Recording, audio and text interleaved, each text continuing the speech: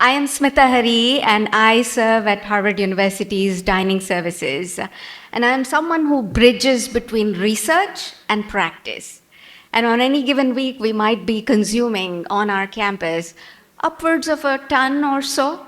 So I think my role here is to connect what Jawahar ji spoke, what Ajay Baddu ji spoke, and the words that they have used is greater value, greater trust, and greater sustainability.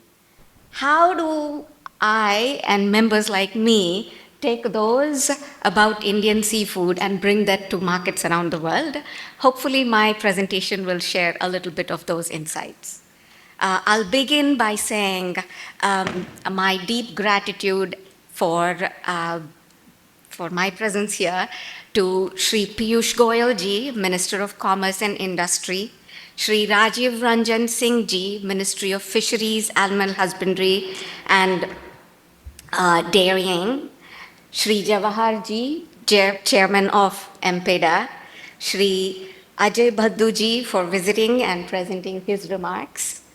And I'm also delighted to meet Mr. Gregory Smith from USDA. So delighted to be here.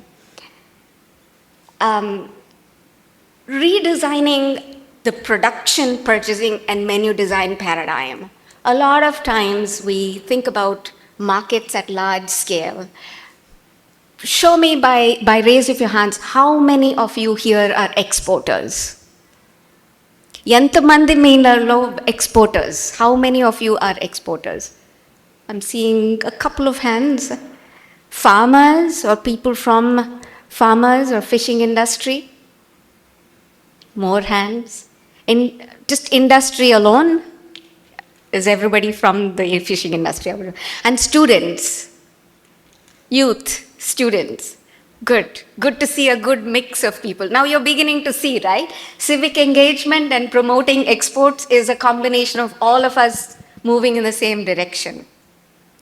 In my remarks, I'll begin with remarks from Dr. Walter Willett.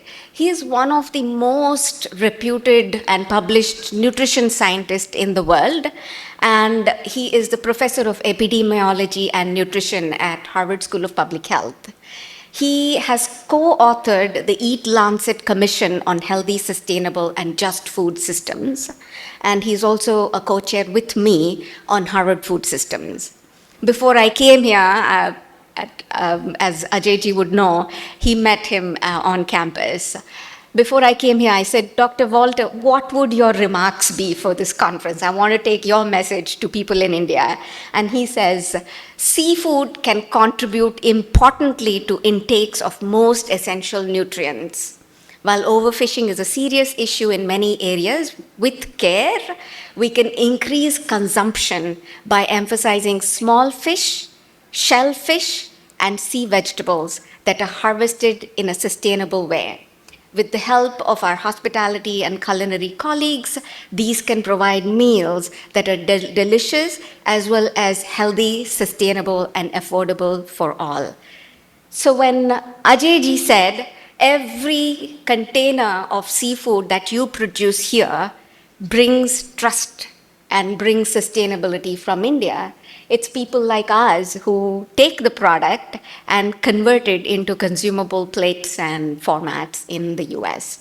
And Dr. Willett's research, I'm going to talk a little bit more, emphasizes on seafood being the best and most healthy, nutrient-rich animal protein or protein for the future. So that kind of gives you the runway, everybody in the room, it gives you more runway to do more and strengthen the market. About the planetary healthy diet, this is from research. It predominantly talks about plant-based whole grains, fruits, vegetables, legumes, nuts, everything that India does really good at. But it also talks about modest animal-sourced foods. It talks about dairy, about 1 serving per day, but fish and shellfish at 30 grams per day or 200 gram servings per week. This is a huge number. 9 billion people on our planet today, if they convert their consumption and follow this planetary healthy diet, your ZOPA or your scope of growth for producing is that much more, right? So the recommendation is 200 grams per week or 30 grams per day. And when we talk about implementing sustainable and ecological intensification, even within this, research is saying practices, including aquaculture systems, have a runway and have potential for growth for the future.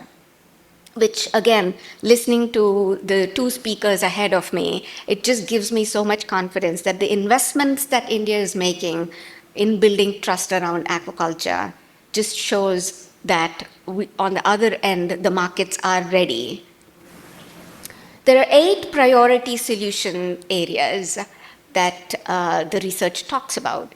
It talks about create food environments that favor healthy diets, protect and promote healthy traditional diets, scale sustainable and ecological intensification practices, particularly aquaculture, end agricultural conversion of intact ecosystems, cut food loss and waste, and strengthen circularity, secure decent work in food systems, ensure meaningful voice and representation, and recognize and protect marginalized groups.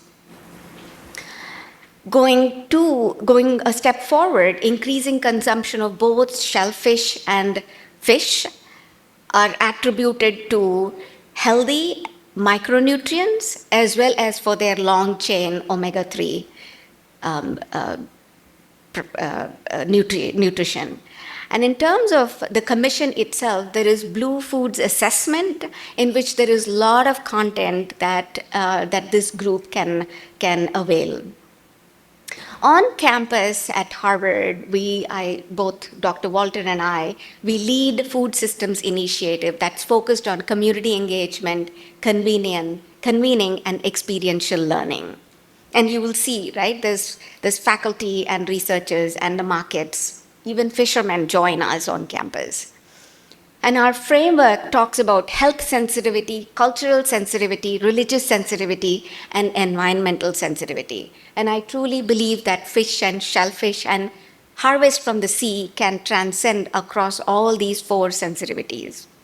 And in the guidelines by the Department of Nutrition at the Harvard T.H. Chan School of Public Health, it states increasing fish and seafood on the menu as a way forward for healthy diets from sustainable food systems. On campus and within large-scale food programs, there are 3 factors that are critical. One is the environmental factor, the economic factor, and the social factor. From an environmental standpoint, supporting purchasing and operational practices that are not detrimental to the planet. Economic, encouraging financial well-being for both producers and buyers.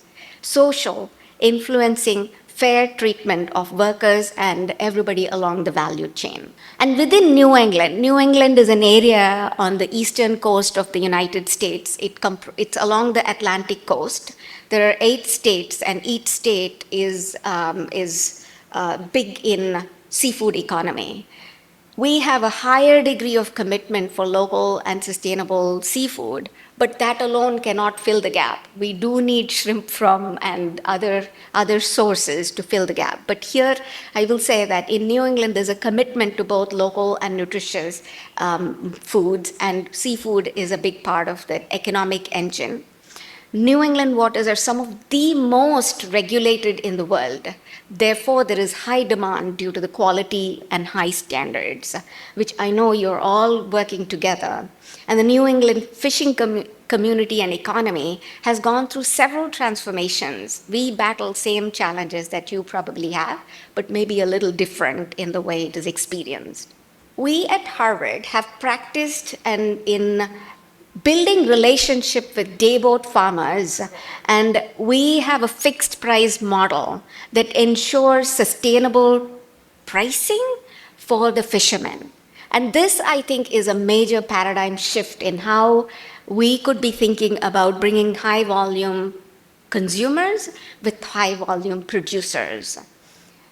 And the fixed price model, actually, when I go in to meet the fishermen and the dayboat people around the country, they say is much more supportive to them to ensure that when they go out to the sea and they bring back their product, they know that they have an assured purchasing partner. On campus, if we have 2 times in a week at least that there is fish that is served, which is fresh. It's caught today and day after tomorrow it is served.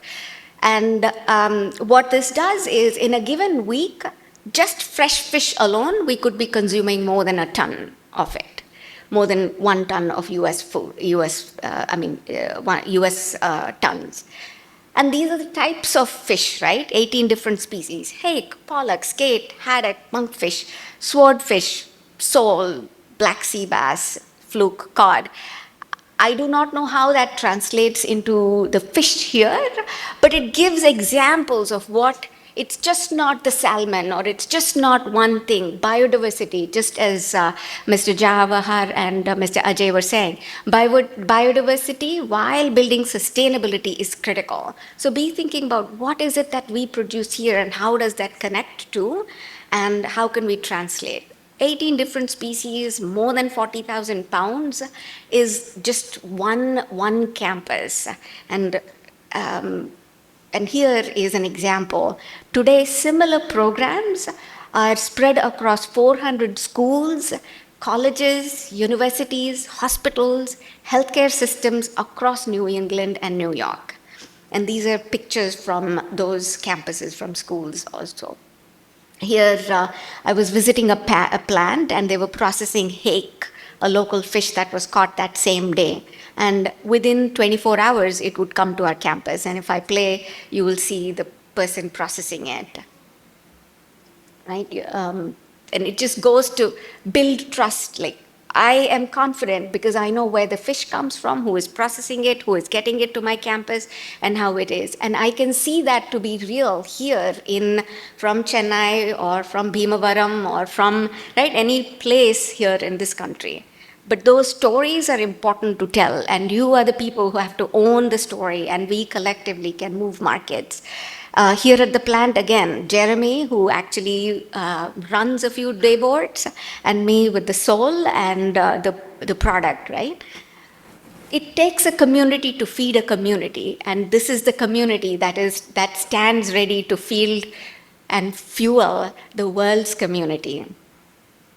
What I shared today are simple examples, small examples, but collectively, I do believe that we can support the 7 to 9 billion people and populations.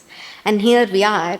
Dr. Walter is in the center. This is at a dining hall in Harvard, with students who are enjoying local seafood, climate-friendly, healthy menu from sustainable diets and ingredients. Thank you so much. Thank you again for being here, and more power to all of you.